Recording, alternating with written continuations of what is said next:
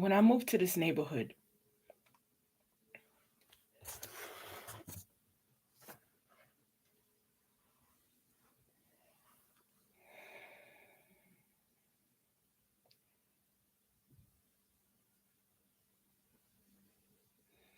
when I moved to this neighborhood,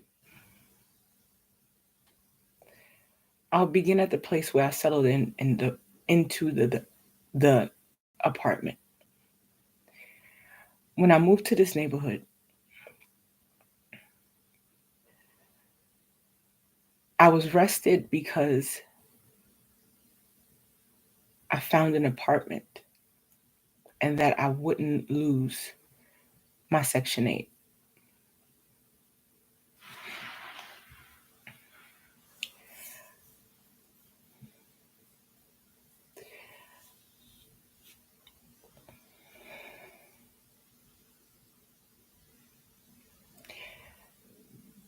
I got here, I started settling in.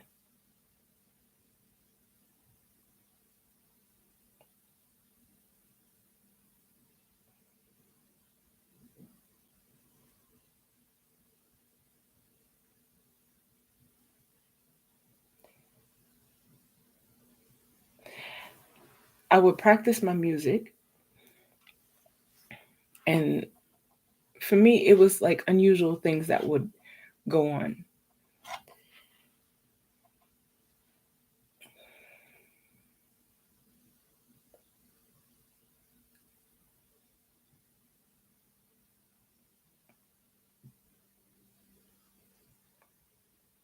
I would practice my music, and when practicing my music,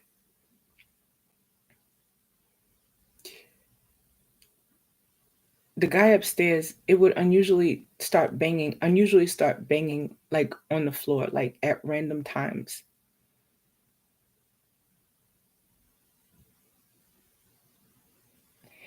And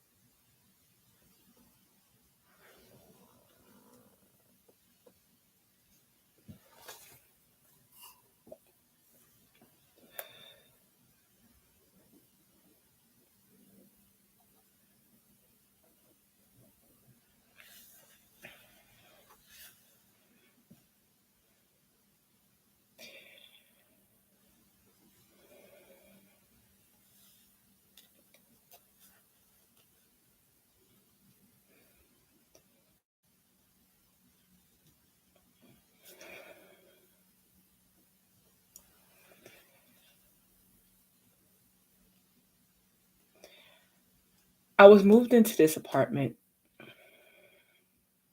around 2019.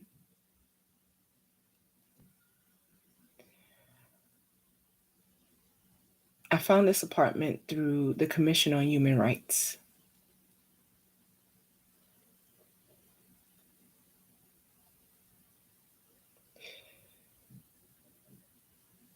In connection with the International Christian Church.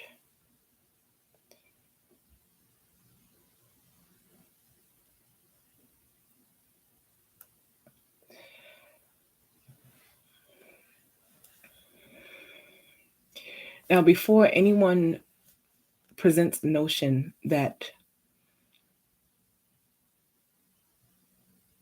how can somebody like this be listened to?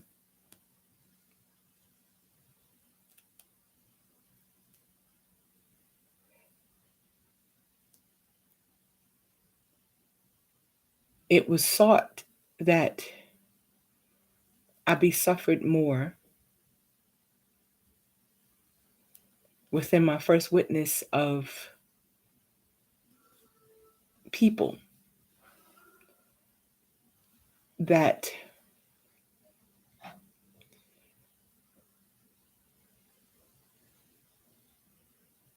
out of the healthy things that sustain my life,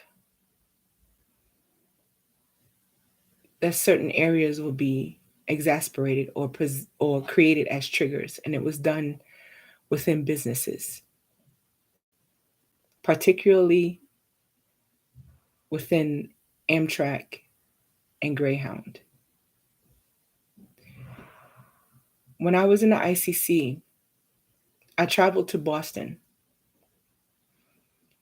There, I took Greyhound to go to Boston.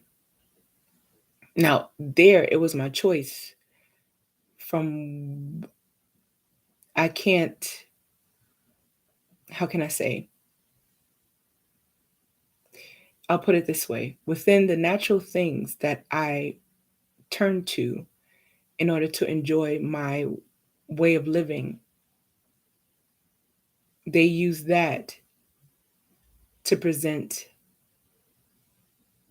as a collateral, if you will, to turn to abrupt the hearts and minds of people. However, once the ICC understood certain things that I gravitated to, just in the way they were studying my behavior, who I am as a person, and whatnot, be in a particular place of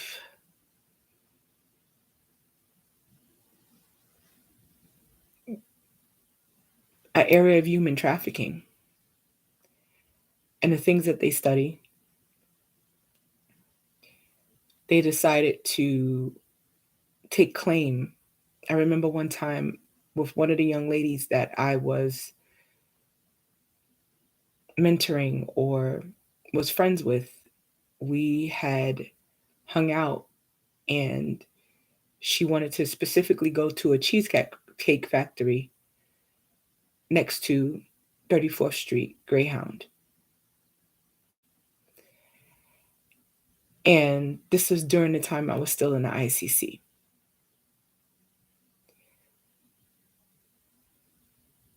Their plan to try to get me away from what is rightfully mine was that if I tell my personal story, if they get me to this place where they suffer me enough, then that was their plan. Then if I tell my personal story, I won't be able to tell what happened, when it happened, and how it happened. That is how what they subjected me to with the different forms of leadership within the ICC.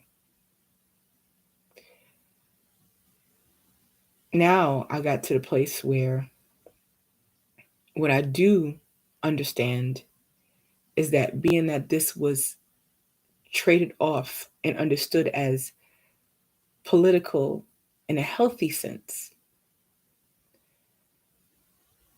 that being that Amtrak is a federal entity, I took Amtrak, I don't know how many times from before, during this time. And they waited to give me disturbances within Amtrak in order for me to take Greyhound.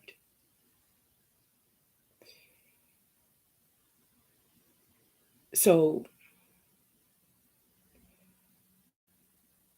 I'll focus my best on what happened and what occurred with every race within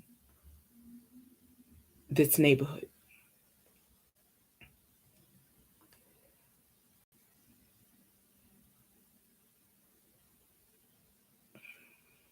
I will have to explain a little bit of a backdrop, if you will.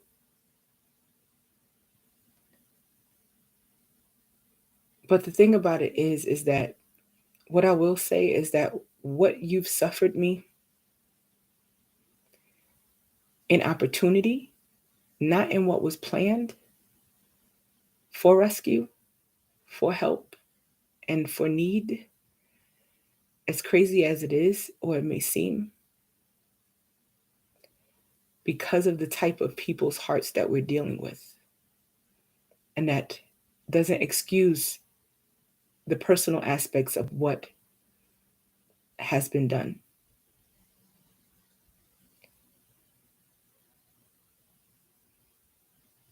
As I am able to sit and have a placement of thought with it.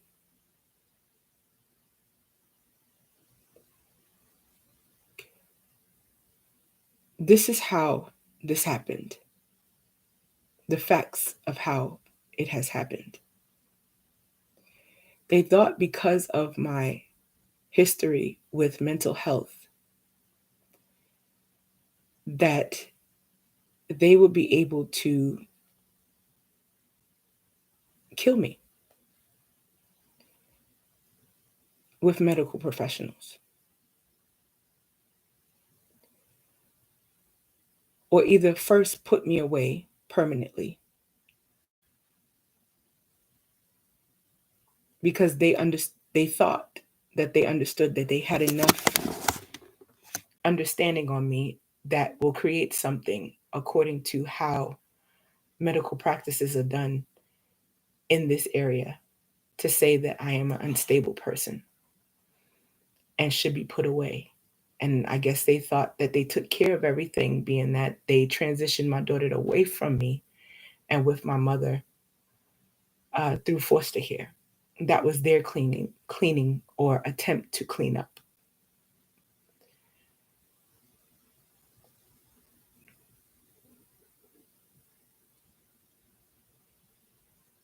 My muscle memory understands this area.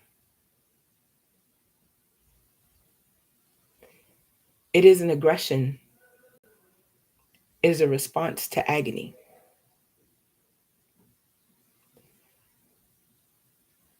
If I try to place myself in a calm place, it's impossible in this particular area of how and what has happened.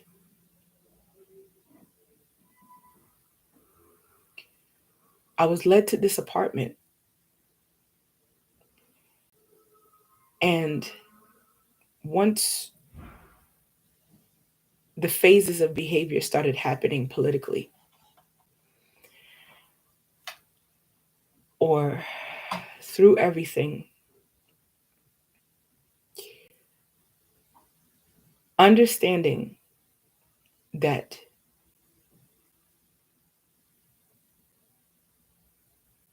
scientifically, because of what has happened to me,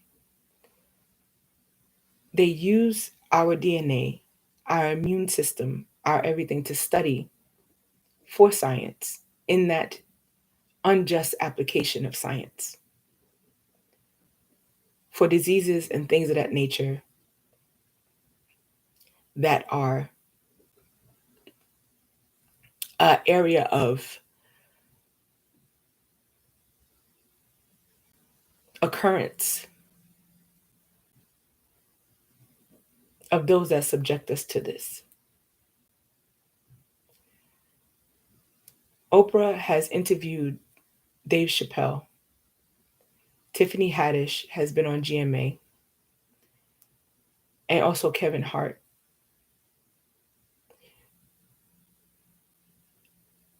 I believe that the hearts of everyone who expresses themselves and as to what has happened to them, including myself, does not want to seek an uproar, but in their own area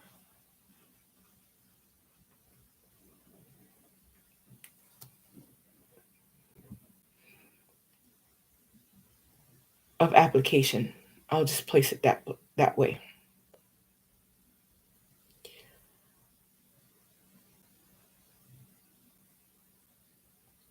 My muscle memory understanding this area of myself is not conducive to faking. If you break someone's body down, this is the result of it.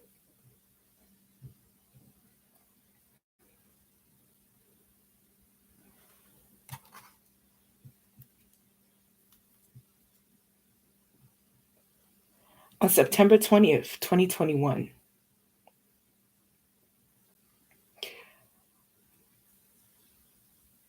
I gave my wisdom to understand that in politics, one is sensitized because of working with people and character. It's always hope when it involves other people. However, through policy, hope is systematically deferred because of the deterred obligations of politics. And I would apply the deterred obligations of politics as a result of what has happening to me in this area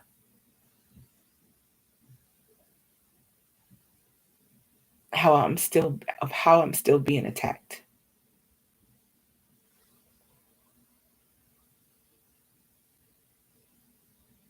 And these are things that need to be addressed.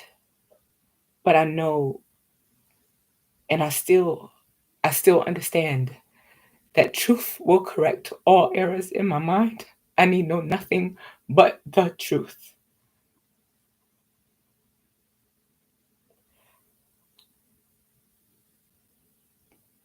A political stance is given through human knowledge. Although valid, right non political standards create amends.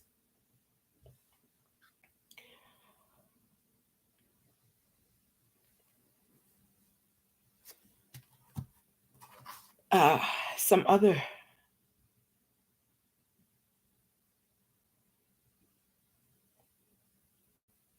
uh,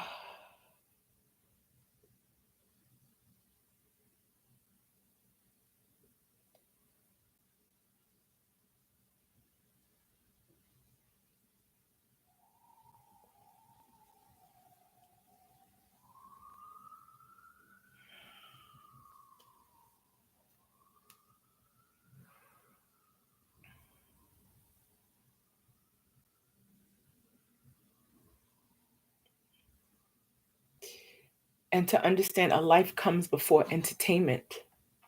Because if there is no life, there is no entertainment. Entertainment is a source of enjoyment.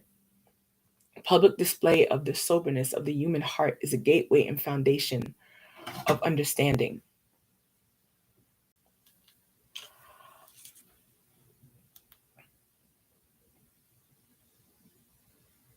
Within everything that has happened,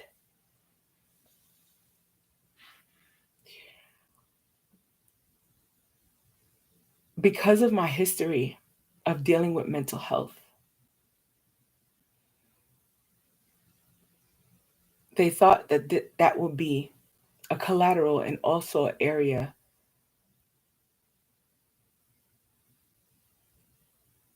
of deterring any financial gain, any area of peace, any connection back of the normalcy of my life. And that's in part.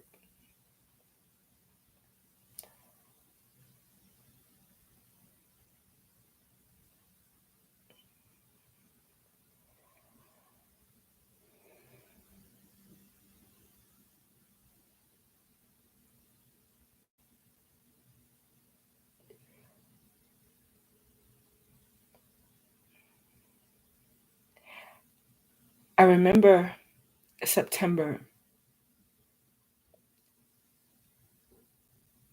2019, the end of it.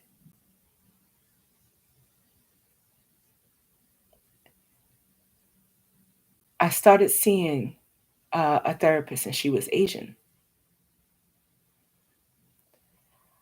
Now,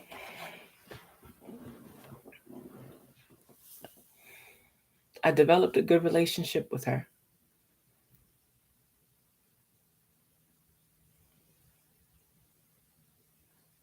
I understood the boundaries, even though it was a therapeutic relationship. I didn't invoke trying to be a friend to her. I presented to her my own natural boundaries within being a person within a therapeutic relationship. That was my expertise, and I will say that. But that's who I am. I wasn't getting paid for it, but that is what I am highly inclined in, is people.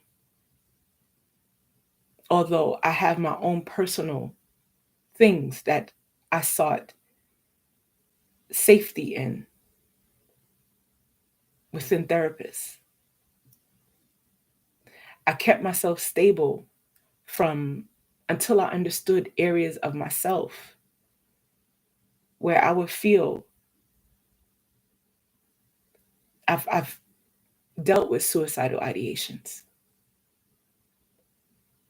So I understood that what I needed to help my mind in those places that presented themselves. And that's why I know the things that I know, not just based on suicidal ideations, but from applying stuff. And that doesn't even do myself justice.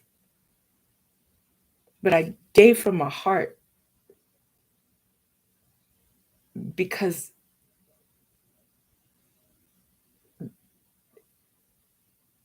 I examine myself. That doesn't mean that if someone lives in a situation where, yes, my daughter was taken away from me,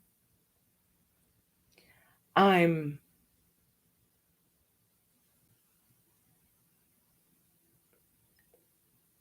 have an imbalance socially, but not to the point where it's like,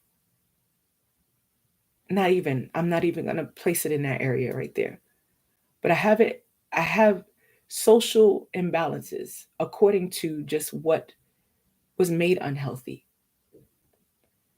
Those things that I chose to seek therapy with as a stability in my life, because I do need people. So in the boundary, I was content, even though I didn't have all the things that I desired in life. I was happy with what I did have.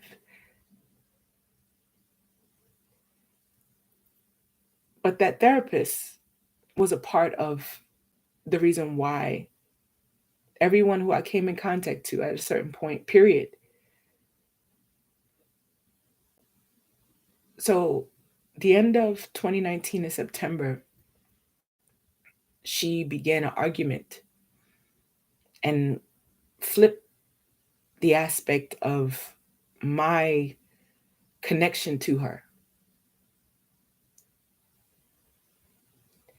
And I remember her saying to me, I don't want you to care for me.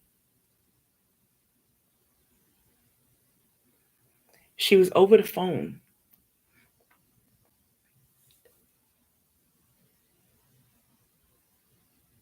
And this was at the instruction of her. She was over the phone.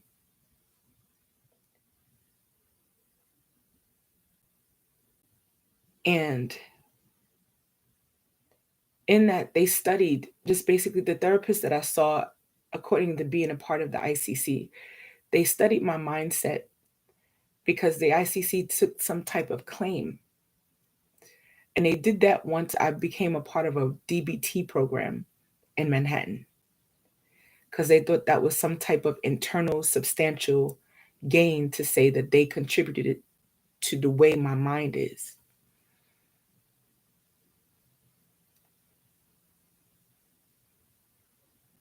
The therapist caused a disruption.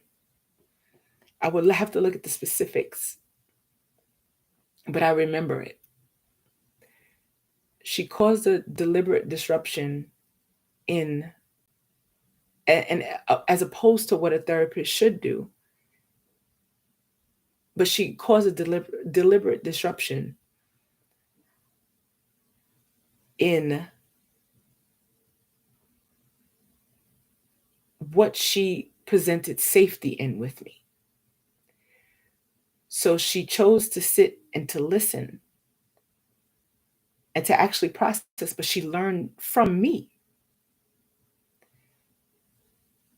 And in that, she chose to find an area to cause a disruption with me. So when COVID-19 started coming down, if you will, or just the deaths being presented, me being a highly empathetic person, yes, as I'm seeing all these deaths and these things that were happening, for me, when I posted the video that I posted, I wasn't accustomed to speaking on the lives and doing it. And that's just the area or whatever the case may be that I had to get used to. Any person that's out there in that knows the profession of a entertainer or a speaker, or just like any skill you develop, or any way of life, or any application of yourself, that you have to continue applying yourself to it. That doesn't mean that it's not internally within you.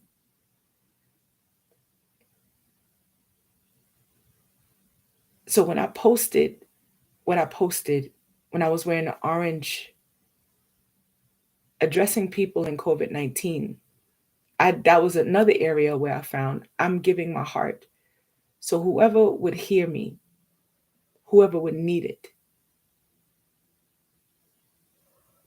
an area of freshness, because I have contentment.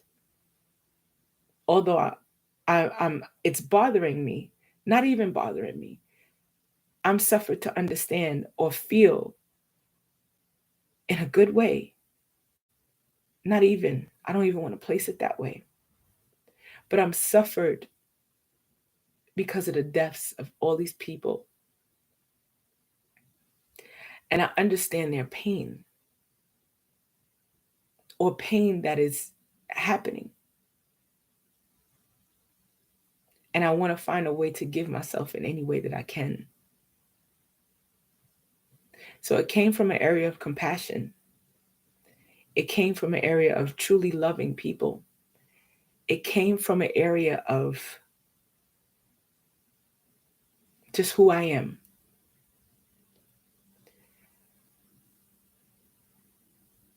And they had to,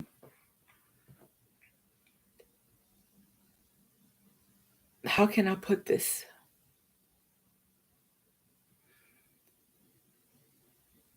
The reason I started calling New York City well, because the buildup of deaths was a lot for me.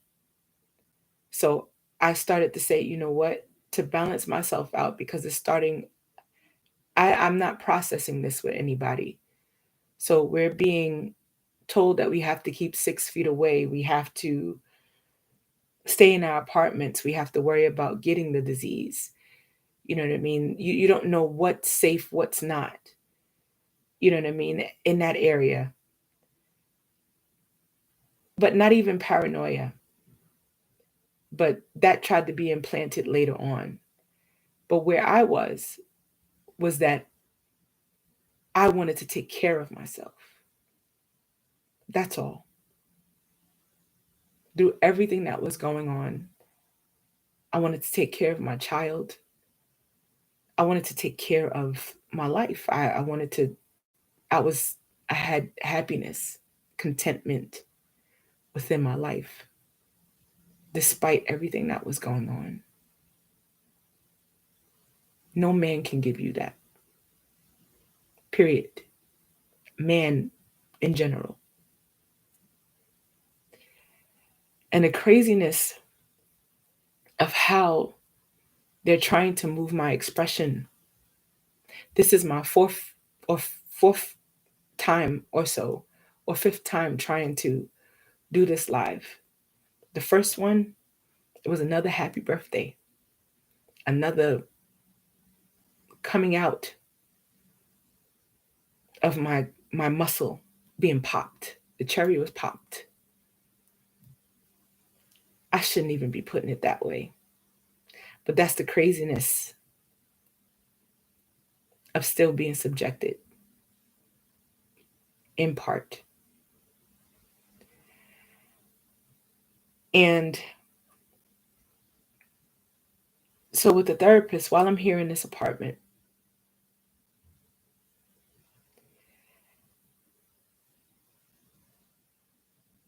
and with COVID-19, everything happening,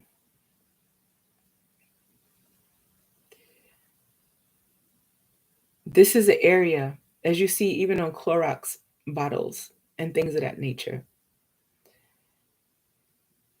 they have warnings of COVID-19. Certain things are put there in a sense of tempering according to what they suffer, Black people. And they call that a disease.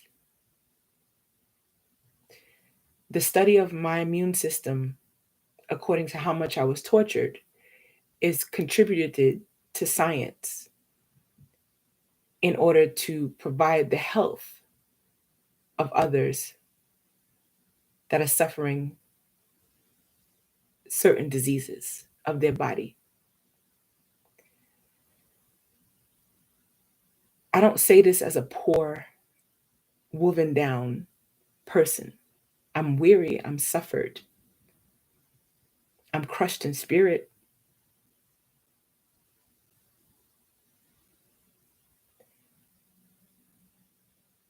But if you understand that in climate change, politically, if they understand that these things are happening,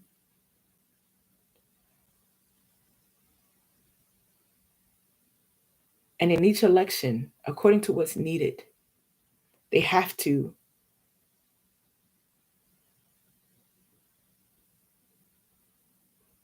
make these differences in society. It was prepared for me already to not suffer and for my daughter to not suffer. But for them,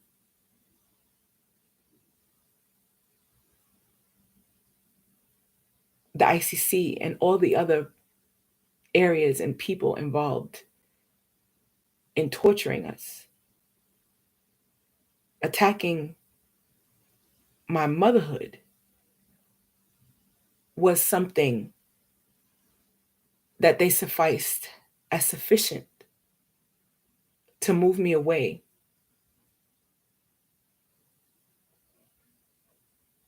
Now,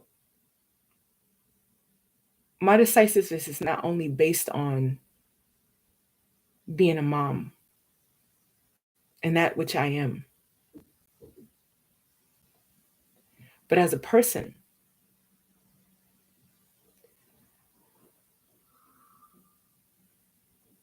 If you look at the areas where you suffer me in places where I have health. Do you understand how sick that is? Where do you think that you will have any kind of respite within yourself from doing that to any person?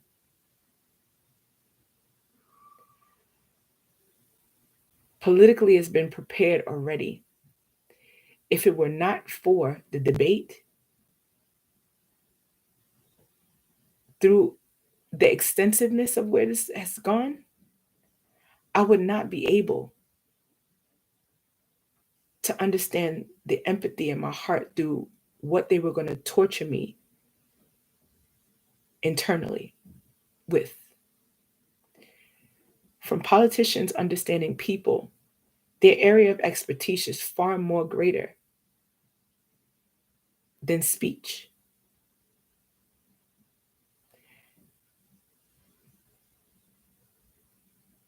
They understand temperament, they understand human function, they understand these places.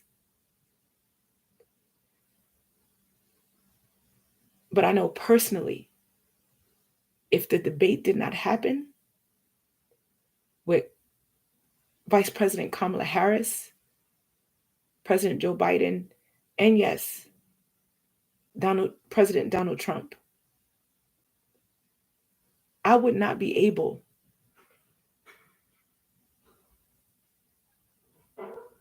I would be able as a person, but I would not be able at the extent that they're going to suffer me, be able to be aware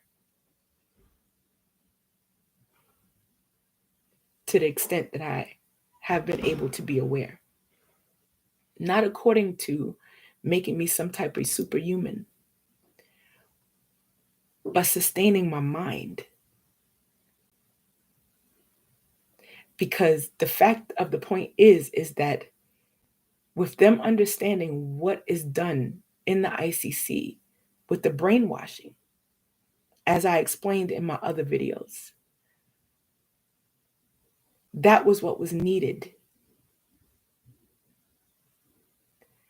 And it sounds very general, but I hope this makes sense. This is how this traded off.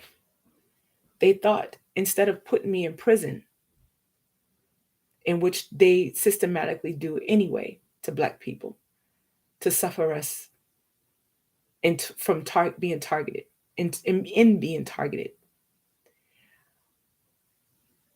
But in my election, in my area, if you will,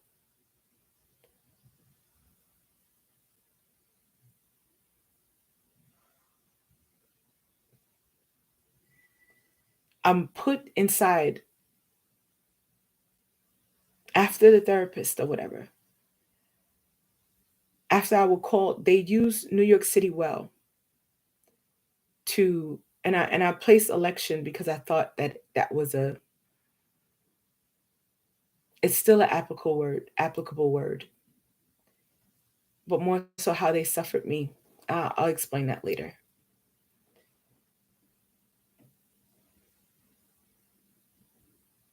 But in that, they use New York City Well. As I depended more so, I called New York City Well as things started raising up, as the deaths started happening and occurring. And I would call them like a week, every other week, as COVID-19 started rising. And when that happened, weirdly enough, over New York City Well, they started attacking my confidence. Some phrases, it must be hard, right? Like, or you'll find your tribe. Like a mocking, like you're not going to have anybody. And it was like little random things, like during the time that you would call a person that a normal person will call the line seeking for their assistance or their help or support in the midst of it. And I'm just like, "Mhm." And it like threw me off. And so through that, they traded off to going into an emergency room because they made me feel as if they my impulses or whatever the case may be. And it wasn't even that, it's like they distorted an area that,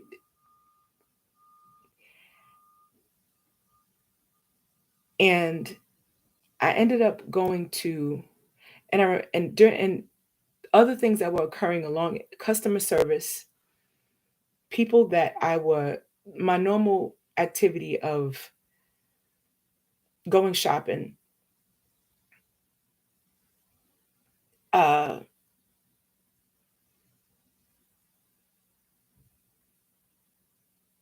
and when I'm excited, like you'll hear that New York accent come out, or when I'm content and stuff like that, you certain little aspects, and it's like you hear that stuff come out,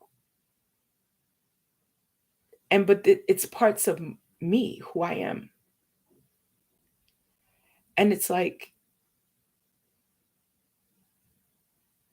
when I'm rested, like if you see someone who is bubbly, bright, has a bubbly personality, you know,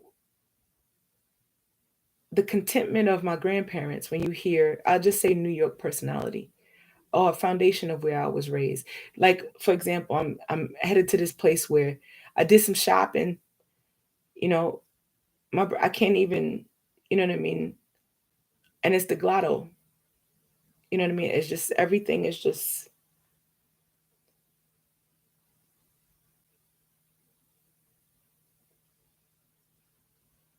but that's just other stuff that I have to explain.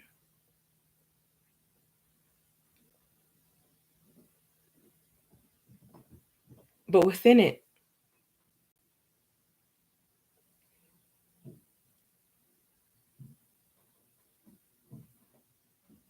I would do either I would shop online, I would go shopping. It brought me a lot of joy just to take care of my apartment, to sit, have my candles, watch movies, write, sing. Then I started practicing more with my music.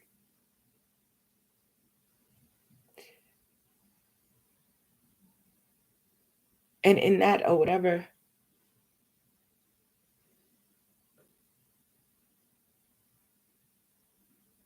so it led up to the point where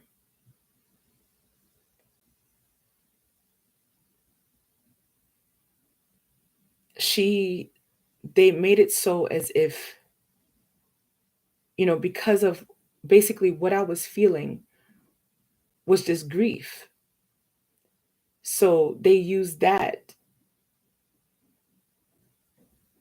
but more so verbally blindsided as opposed to any other way of blindsiding. And it's something that my body understands. I'll just place it there. And within that,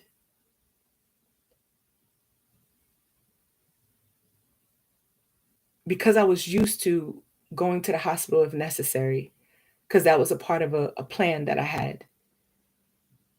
Like, but it wasn't something I planned. It was something that I grounded myself in, if you will.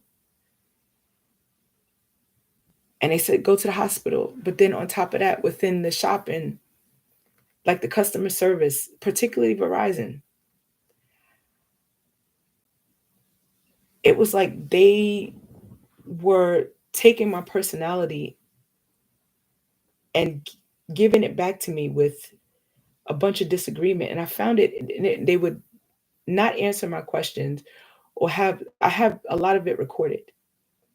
And I found it first when I would find these certain things unusual, especially in the time of dealing with the grief that I was dealing with understanding COVID-19, and then experiencing from every place of where I found joy or contentment in my life, not as a skill, but there's just my stability in living.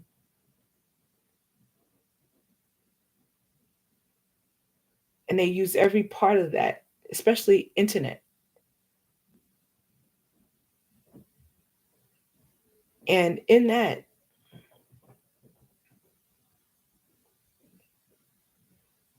when those things started happening, but then I started moving away from calling New York City well. And so I remember when I had went to one of the hospitals, when they were telling me, if you think that you don't feel safe, then go to a hospital.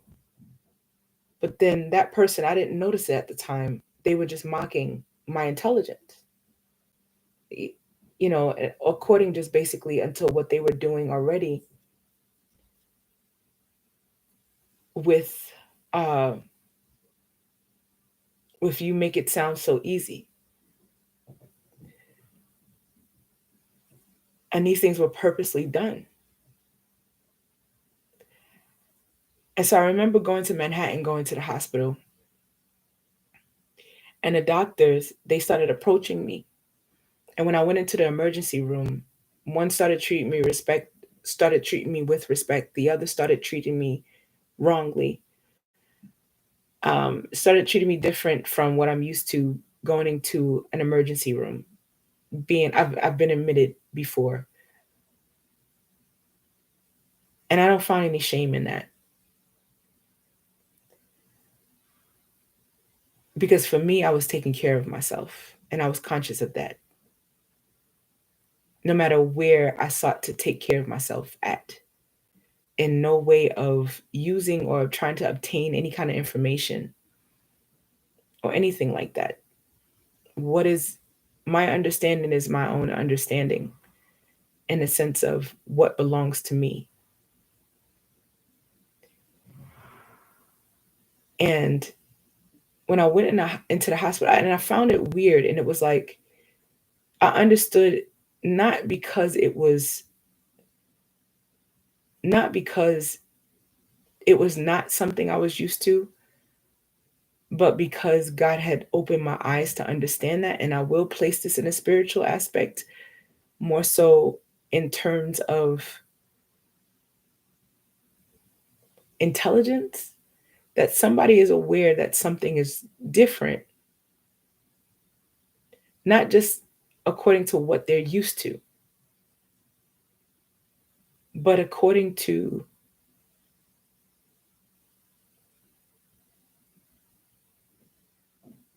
a common sense of appealing to. The doctor, out of context, not character, if that's the best way I can put it, being that whatever in this case right now, she approached me, and she jumped at me. And the funny thing about it, my body felt like it was, I'm just looking up at her, and I'm just like, so the natural occurrence to understand the building up of grief, they built off of that, how the body responded to the acceleration of so many deaths, but in the form of area of grief. So they try to enter an area or document that I was paranoid. I'm looking at her, and I'm still responsive to her, but I'm just looking at her like, why is she's like, where are you? Where you, and it was just so weird for a doctor. Um, and this was at Bellevue Hospital. And so they had sent me to the emergency room. Now, in fact, at that point, I did feel the way that I felt. I felt, because, and this is a natural occurrence, I felt that I did not I felt grief to the point where I did not want to be here, but it wasn't in response to what they were trying to document. As far as the specifics, if I wrote something down in a journal according to how I was feeling, then I can place it there. But I was there inside the ER and I was crying profusely. They let me go. And they told me nothing was wrong with me. They didn't even follow the understanding of safety, making a safety check, especially in a time of COVID and conducive to what was going on. That's at Bellevue.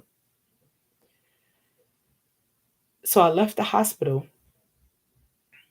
And when I left the hospital, then I was feeling other different ways. Just, I don't remember all I think it's all right not to remember all the occurrences right now. But then I said, you know what? I need to get out of this house. So I called a supposed cousin Karen that I had. And I called her and I asked her, could I stay with her for a little while? And when I went over there, the weird thing was when I stayed over there, so I'm understanding now that they were inducing shock.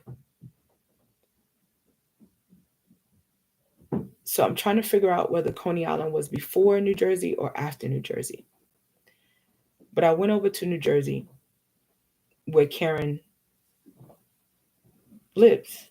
And I've been over there once or twice before. So I go over there and the alarm in the building starts going off. And my cousin, she's showing me pictures of videos of her foster child that she's taking care of and showing me how she's mistreating him. Excuse me. She showed me how she was mistreating him.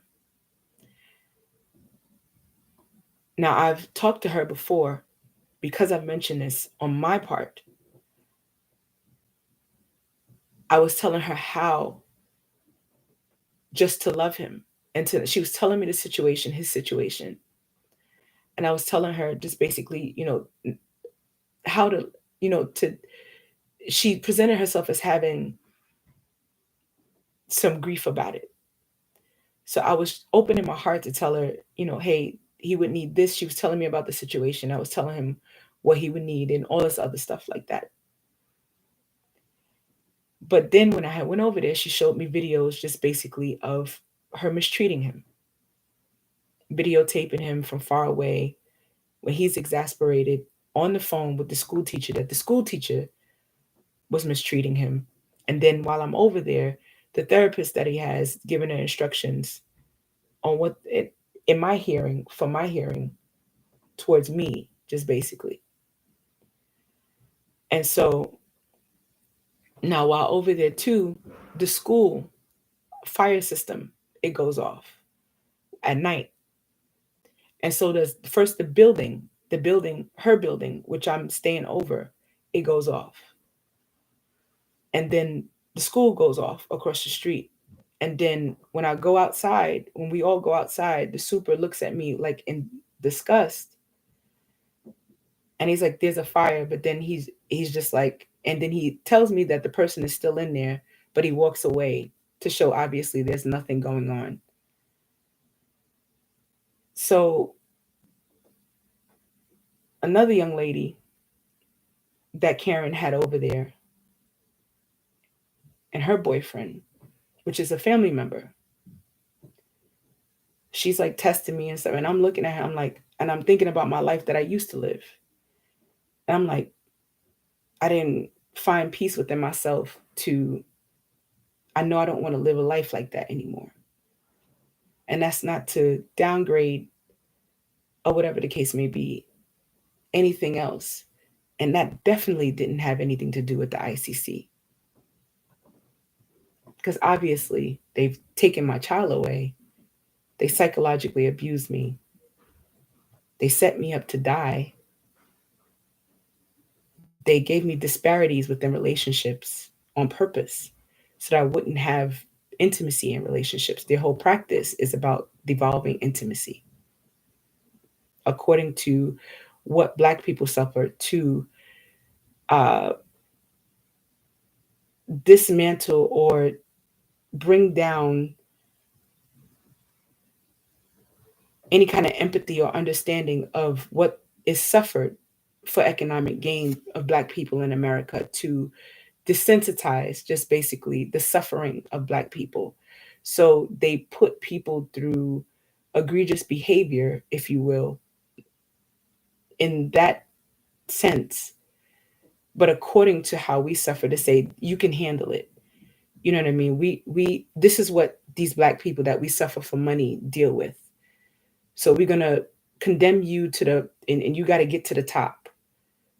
So that is, and if you make it to that point along with being brainwashed, and that means that they're invalid in what they suffer. So their agony doesn't mean anything. So I left Jersey. She kicked me out. But before sitting down, and I said, and with the scenario with the young lady, I sat down and I said to her, I said, what's going on with her? Like, why is she the way she is? In other words, in this area right here, I wanted to know, why is she the way she is? And but I wanted to be there for her. And that's identified in my character.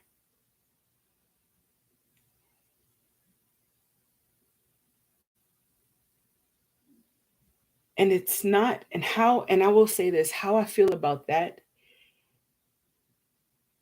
is that if someone, and they use that to justify, to continue on doing what they did to me. Now, if that's the case, that in my suffering, and I will make this clear example, then it will be justified to do the others wrong that saved my life and preserved my life, if that's the case. Look at that understanding, number one. So I left after she's telling me, no, no, no, this is not it with her. Now, I cooked with her, and that was my way of, if you will, and that's another thing that was planted. But I cooked with her. I cooked some salt, some red snapper, and anytime that I go over anybody else's house, I cook for them. Or that's just, how can I put this? I went over her house, has as her as family, and I went over there and I cooked to open up my heart to show my love. And when I had cooked, I asked the girl, I said, well, do you want to cook with me? Because I realized she was dealing with whatever. And I'm just like, I'm not going to blame her. I'm just going to, talk with her or whatever. So while over there, my cousin, supposed cousin, showed me videos of Kiki Wyatt, of her singing and old church music and all that other stuff like that. So that's what they took claim over. And then, whatever the case may be, I left. And when I left, I came back to this apartment. I went to go take um,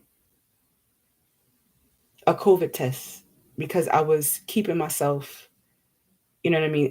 Didn't know what exactly was going on. I was taking a COVID test because following the regulations of what was given by the government, taking precautions. So I go after I leave there because she said that her kids had came down with COVID while I was over there.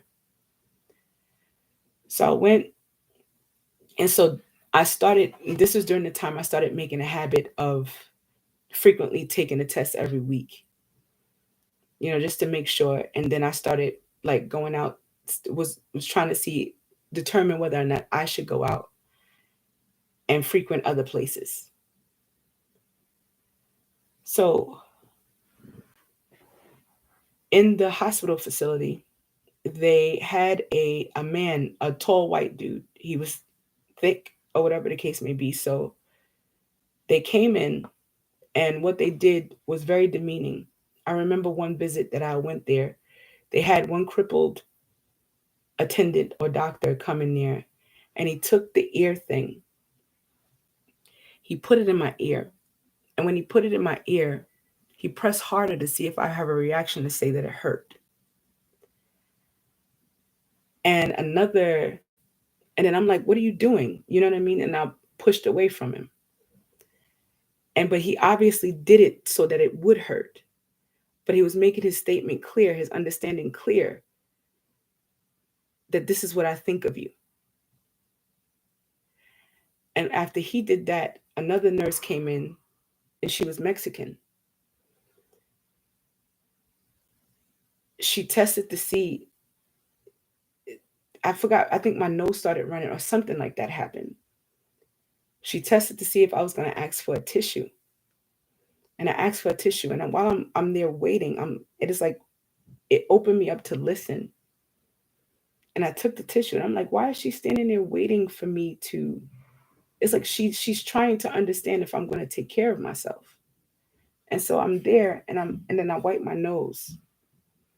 And then this big doctor, while I'm standing there, he stands over me. And then he started acting a little feminine,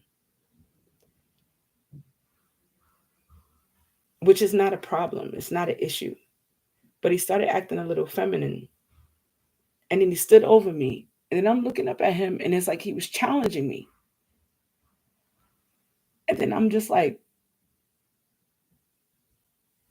I'm, I responded, and you need to get away from my face. And so, but I expressed words, but not, I wasn't cursing at him, but I let him know. And then he walked away as if he was a pansy or something. That's the best way that I can put it. And he walked away with a wiggle. Um, I understand what the purposes of that was for.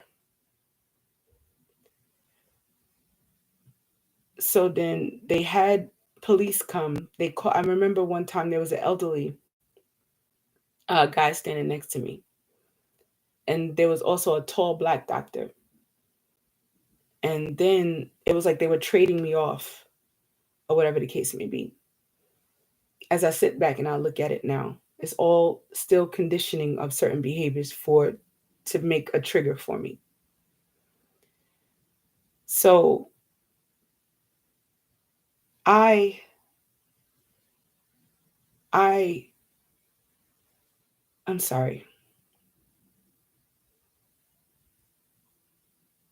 So they called the police, and the police, like, you, in one sense, their behavior, like certain things you're used to with police that they make understanding, but maybe some people won't understand and some people will understand, is that, you know what I mean, they're coming to do a job or whatever, or there's some rookies or something like that, and they're coming to group or whatever the case may be. And then it wasn't okay, but they followed me down the block, but in the presence of understanding that you just have to yield to our authority. But we're just making it so that, we're not going to arrest you or nothing, but you'll feel that. So I was escorted out without being told to leave out. Put it like that. So I'm sorry.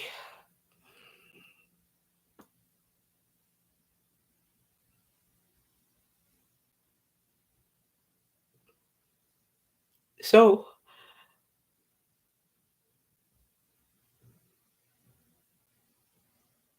so while all this is going on, I remember I'm trying to figure out what it was after I got out of. I'm trying to figure out if it was after I got out of Coney Island Hospital, because there were about 3 or 4 occurrences while being in Coney Island Hospital. One occurrence, one, uh, okay, okay. So there was another hospital. There was Methodist. There was also another hospital, New York Hospital, that they took me to, and there they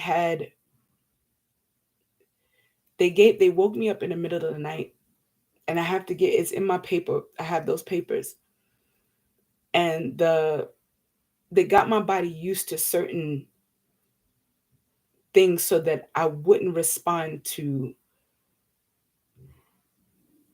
awareness. So they had a black woman come and give me a pill in the middle of the night.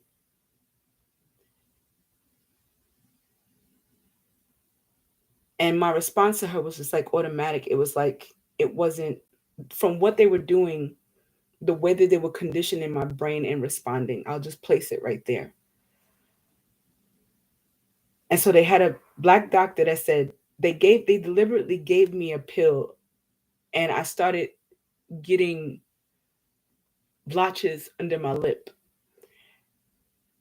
And they had a white doctor came in there and said, he told me the obvious.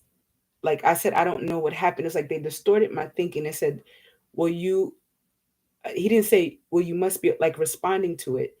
He was telling me, well, you must be allergic. Like, not even a sarcastic. When I responded, he over responded. And it was as if he was saying, not as if, he said, oh,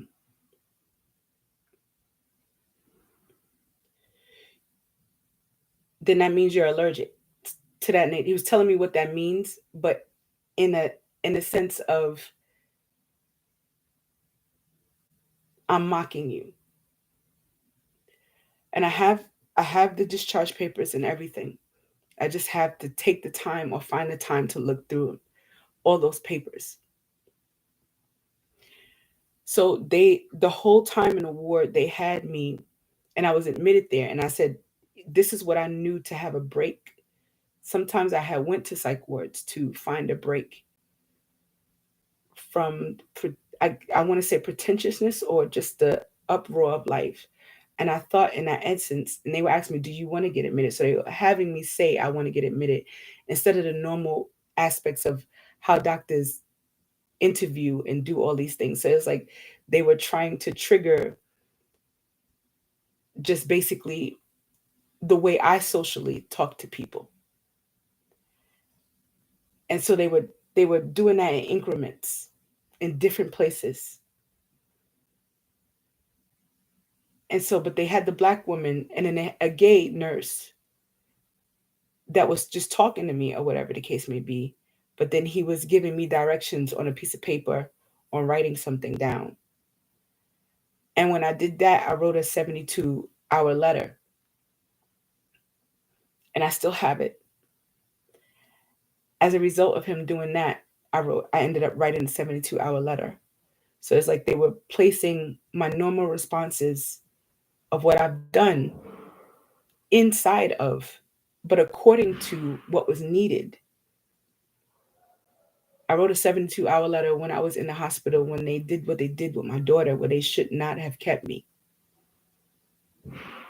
And then they purposely had me in there, and everything all sloppy.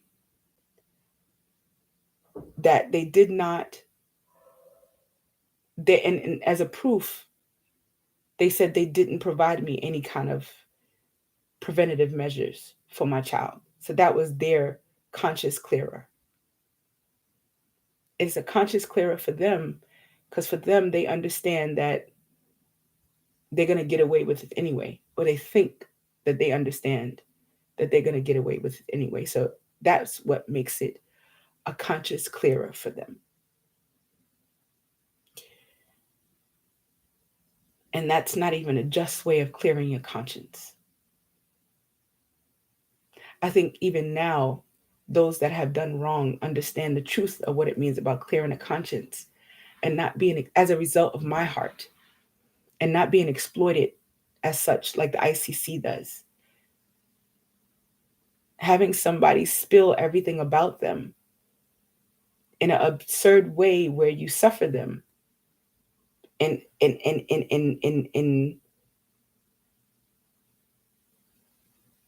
exposing their mind. That's not confessing a sin, or that's not clearing your conscience. That's not opening up to say, this was wrong about what had happened. And why it affects us as that give law and injustice and injustice, simply because it's the care of our hearts. Simply because. And I think foundationally, to understand that something would affect somebody so much is because their hearts that's the desire of their heart, in that essence, that they work to apply themselves to. And that's the innocence of it, but not the innocence that's conducive to what they subjected me and my daughter to. But in that, so there was another hospital, but I would specifically say this one. Not one time, on my way, when my heart, when they started during the periods of them, increments of them inducing the shock, I remember when I started losing control of my body, I called EMS. 911 and EMS were involved in distorting my thinking. EMS stood outside my door and they saw, and I opened the door on purpose. But it felt like physically I felt suspended. I'll place it there. And I had my door open, and this is during the time where I started to seek refuge in Christian Cultural Center. EMS came to my door. It was 2 Spanish women. That's when my body started really breaking down. Probably don't even have to say really. That's when my body started breaking down, like significantly, to the point where I was going to collapse. Oh, and I couldn't walk. Like I literally could not walk. Like I couldn't remember to put one foot in front of the other. That's how bad they tortured my body.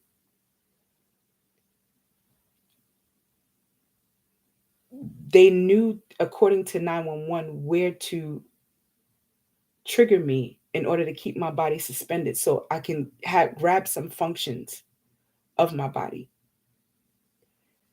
So the 2 EMS workers, they asked me if I wanted to go down on the elevator. Right now, I don't remember whether I went down the elevator or went down the stairs.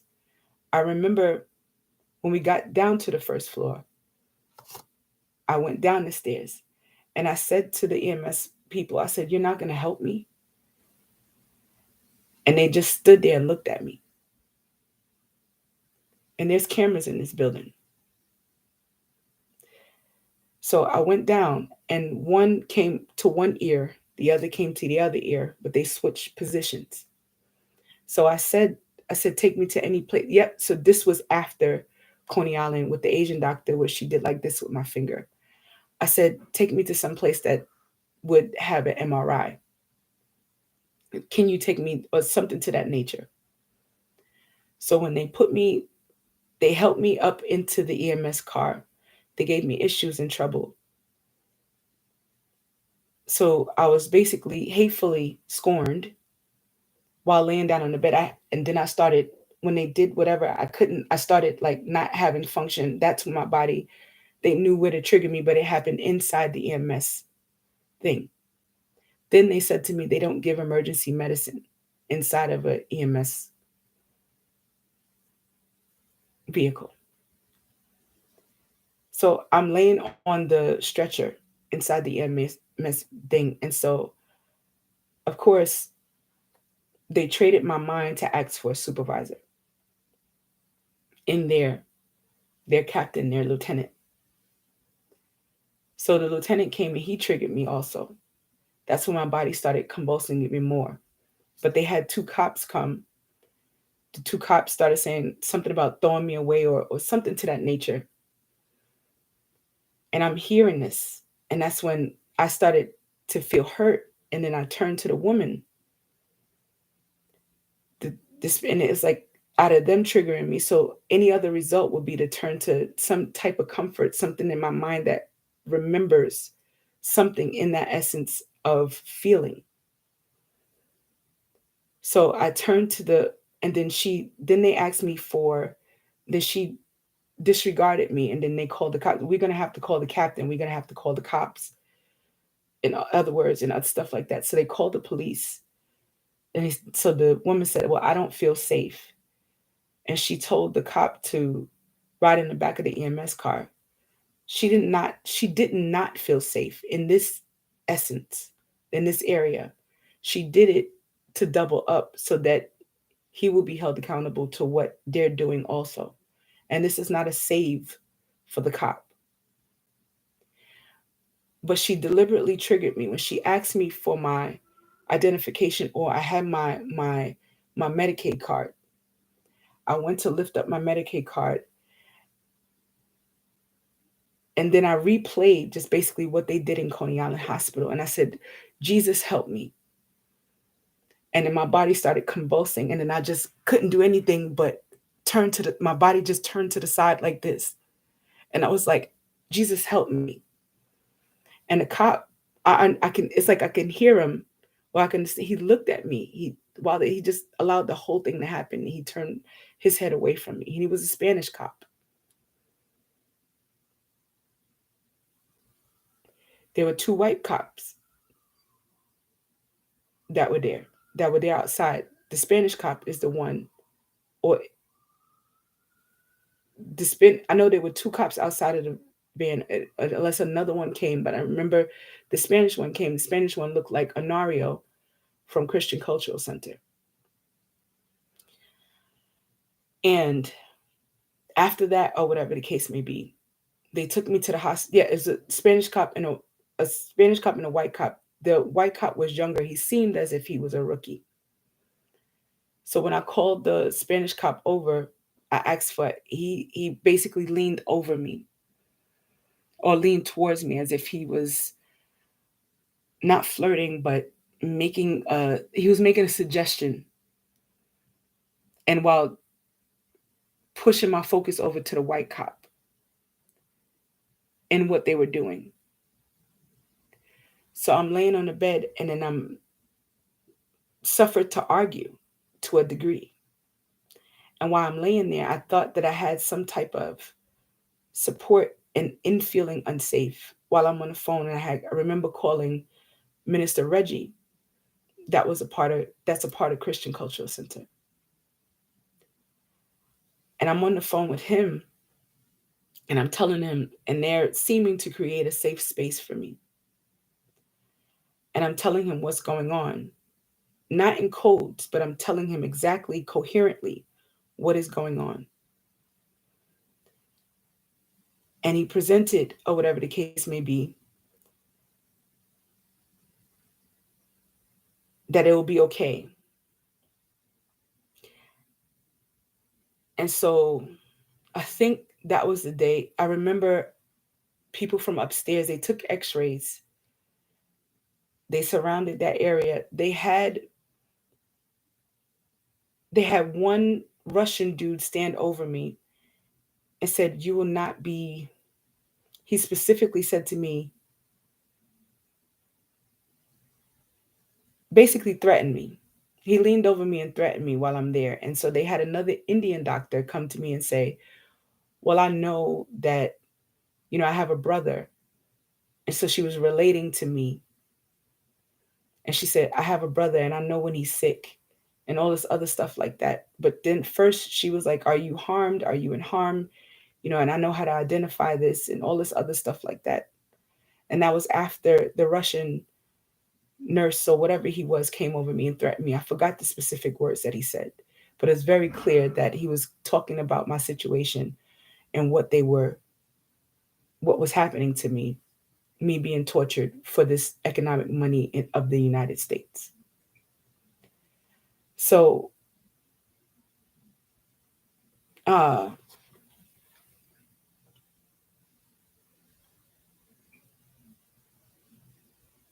so they had that they pushed me to another side of the hospital, and on that day they admitted me. And if all I have to do is just identify or testify to what you guys have not given me specifics. You guys are basically um, not leading me to say these things, but basically in restoring my mind, not telling me what to say, but giving me that area to know if I don't have to say these, giving me the room if I don't have to say these specifics to identify, yes, to affirm or confirm that these things did in fact happen. Even if I don't have the correct dates, for me is a struggle for me because I'm very studious. I'm very to the point. I'm very detailed, very, very detail oriented. Dates, times, how it happened, when it happened, details of it, it's analytical, very much so. And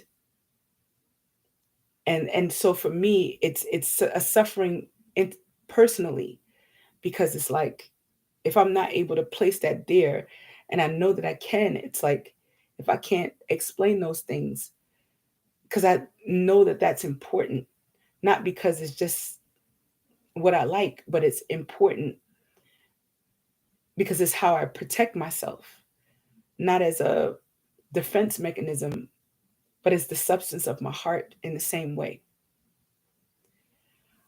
Uh, is my way of living. It is me. And in that, or whatever the case may be. So that Indian doctor, or she was,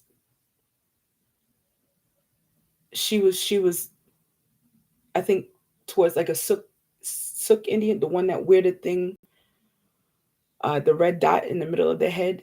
She's of that type of nationality.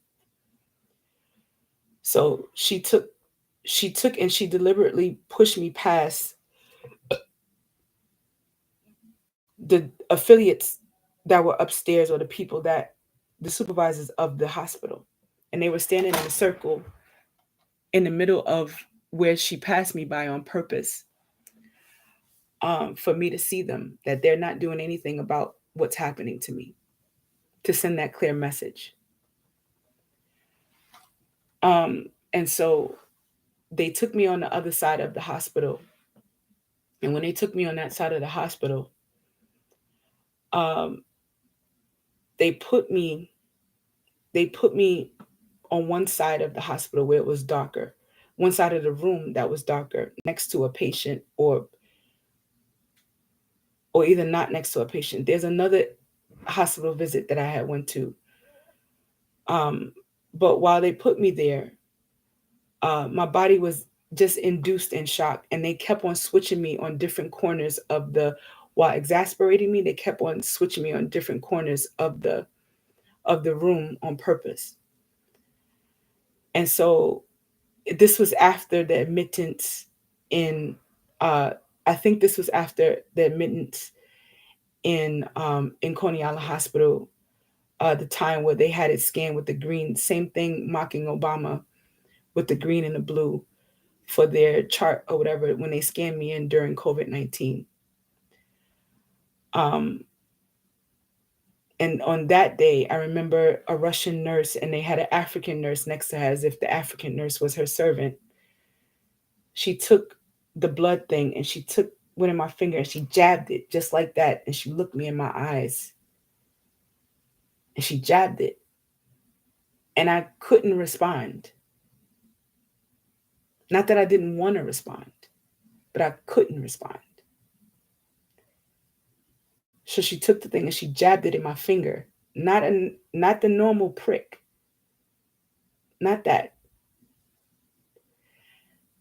And as far as when I think about that word, I think about when I was talking to a cop or whatever the case may be. I didn't call a female cop a prick. That came out in my rhetoric, in shock rhetoric. But then when it came out, I'm like, I know my normal way of relating to everyone. And that word, just that specific word, that's not the reason why I put the definition. And let me tell you, I'm not saying this stuff because I'm afraid. I'm saying this stuff because people are people. And that's the condition of my heart, my virtue.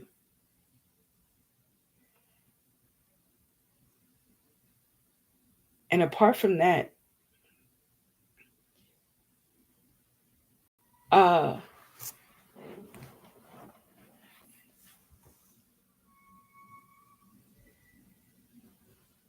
so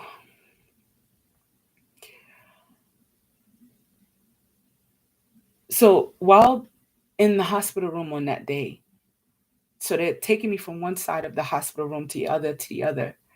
And I think this is after I got, I was, I was after they discharged me with no psychotropic medication, but nerve medication.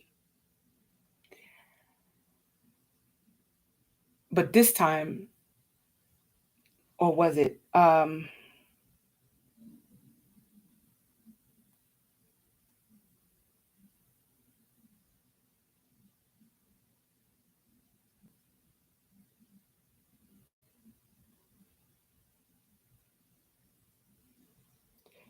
So within it, so after they did that, I remember them putting me in another dark corner in three areas. It was next to somebody who looked like it was very gloomy. The visualization of it looked like the patient was dead. So I'm intaking this, and I know that they understand that this is what visually, this is what they were doing and subjected me to. So they put me in the corner, and I became out of it. So this was after the time when I got pricked in my finger. So they had an African doctor. They had another Indian doctor come to me, and he distorted my focus, and then he made a call, or whatever the case may be, a certain sound element of a call with my name, and he brought my attention to him. And this happened during the time the African doctor came over, and the African doctor witnessed it.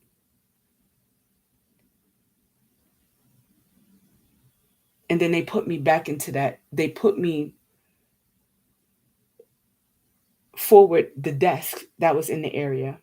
And I kept asking, are there cameras inside the facility for my own self?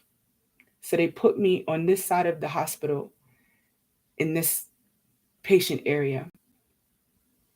They put me right there in front of the desk so I could be seen in the light this time. And so they kept on ignoring or whatever when my body started convulsing. It just started convulsing. And so as a result of my body convulsing, they gave me Zyprexa. When I said, I don't need any psychotropic medication. This is not, I should not be here. And I'm telling them this, you know what I mean? But they're still inducing the shock. So, so they're just ignoring me while my body, I don't even know what's going on with my body. I'm just laying down there and I'm like, my body is shaking. What is happening to my body? And they just ignoring me.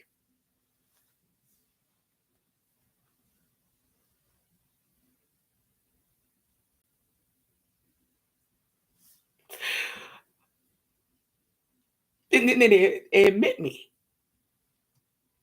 And so when they took me to the other side to admit me,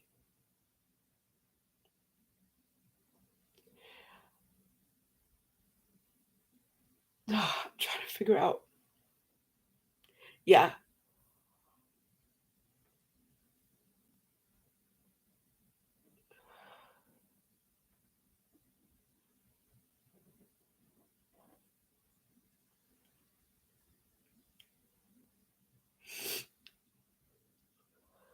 yeah, that was okay. Yeah, because when I got jabbed in the finger and they treated me there, first they treated me medically, then they treated me psychiatrically. Medically, when they treated me, they put that medicine in my body that sustained itself in my brain as a result of the shock. And that's when they on the internet when I started seeing the medicine it pop up or whatever the case may be, and then it started saying all the symptoms, and that was when they took me into to get a CAT scan. Uh, they took me to get a CAT scan, and when the technician leaned over me forward and then pulled down the strap on my arm, and he did just touch my body in places where he wasn't supposed to. That was out of context of what was supposed to be done as a technician would touch your body in giving you a CAT scan or an X-ray. And then he leaned over me. He pulled the strap down hard on this arm, pulled it down hard, and goes, doop. And right before that, my body was shaking after they had given me that medicine. They induced my heart rate past 170. I couldn't see. They called it out and said it was 170, but prepared me as if I was going to die in that moment.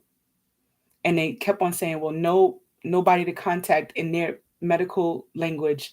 There's nobody to contact. Uh, the pressure is going high. Prepare. Did she get vaccinated? And all this other stuff while my heart rate is going up and all this other stuff happening. And I'm laying there on the bed, and then they whatever medicine they put within my arm, they injected me with a medication. The medication that they gave me, I tasted it in the back of my mouth while I was laying there, and they made sure of that. That's why they gave it to me intravenously, and they indicated to me, "We're giving it to you intravenously." So I heard that. But before that, there was one doctor who looks like Sasha, the girl that I was friends with, and she held my hand and she rubbed my hand while that was happening, and that calmed me down when she rubbed my hand while they were inducing the shock while they was doing what they were doing. And then when she a piece of paper fell and she looked down at the ground as if I should pick it up like your trash, and she walked away because my heart turned to her, because in all of that that's going on, I'm like, how that felt when she touched my hand, that was the only thing that relieved me. Do you hear what I'm saying? That was the only thing that relieved me in the midst of it, but I still have a coherent mind, or a mind, my mind is still telling you what's happening, still alert and aware, but they're inducing shock. And my subconscious is still active and focused. And I understand everything that's going on, but consciously the trigger that's what they were attacking and distorting.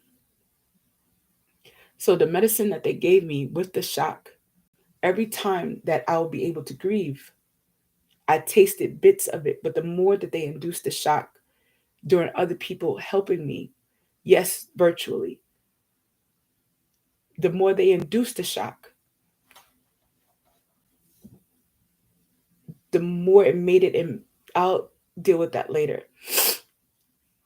But the more they induced the shock, the more that I said, deal with that later, because my foot, like down my feet or whatever the case may be, like my toes are going like this. And this is as a result, my feet are swollen.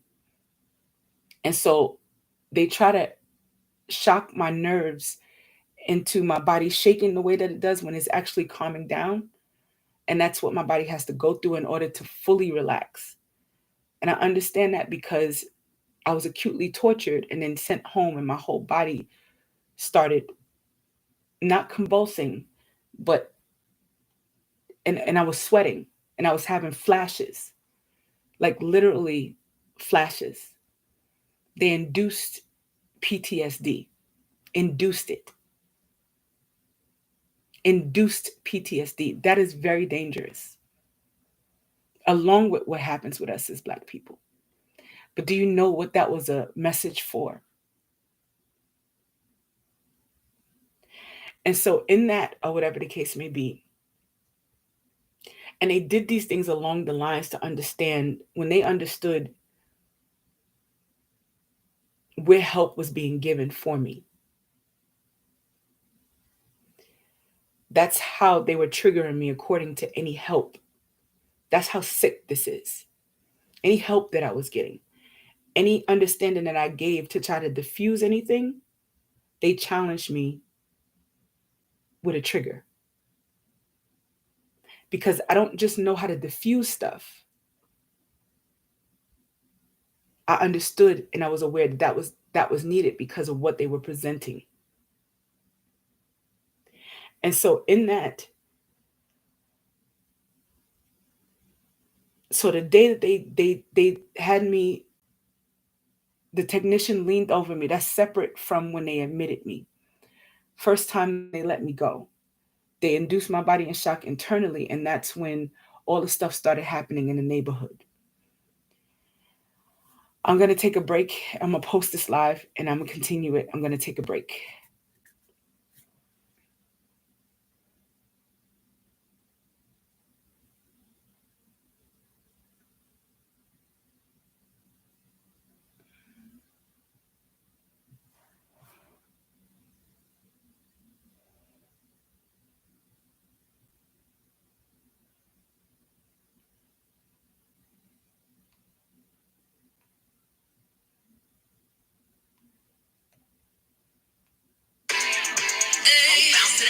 It's Nike Week at Dick's Clothing and Sporting Goods. All this week, if it says Nike, it's on sale. Basketball shoes like the Penetrator, only $27.99.